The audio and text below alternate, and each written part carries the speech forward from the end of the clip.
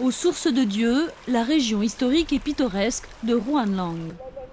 Ici, l'altitude peut atteindre près de 3000 mètres. La famille de ce fermier local est installée dans cette région proche de Ruanlang, appelée aussi le fossé du dragon jaune, depuis de nombreuses générations. Une région située sur la chaîne de montagnes de Munshan, perchée à environ 5000 mètres d'altitude. Le fossé du dragon jaune, qui s'étend dans le ravin de la montagne, est composé de plusieurs niveaux. Chacun d'entre eux porte des couleurs différentes et s'amoncelle comme les rizières en terrasse. Les habitants ont toujours cru que c'est ici que Dieu a vécu.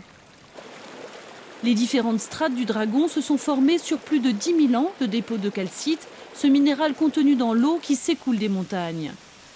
Les feuilles mortes et les brindilles se sont solidifiées au contact des dépôts de calcite.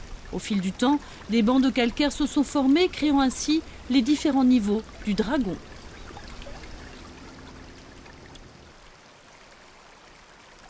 On dit qu'ils grossissent à un rythme de 2 à 3 mm par an.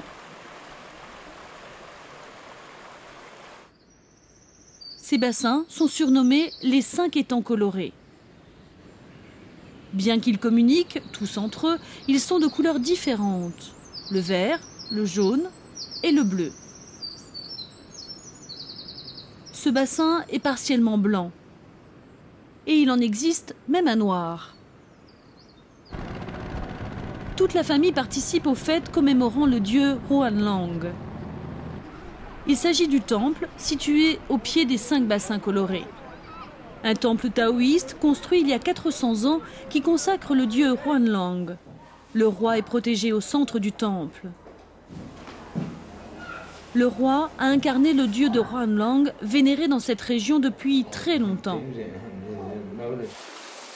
L'eau de la grotte, située juste au-dessous du temple, soulage toutes sortes de pathologies. De la maladie oculaire à la maladie cardiaque. On la considère comme de l'eau bénite.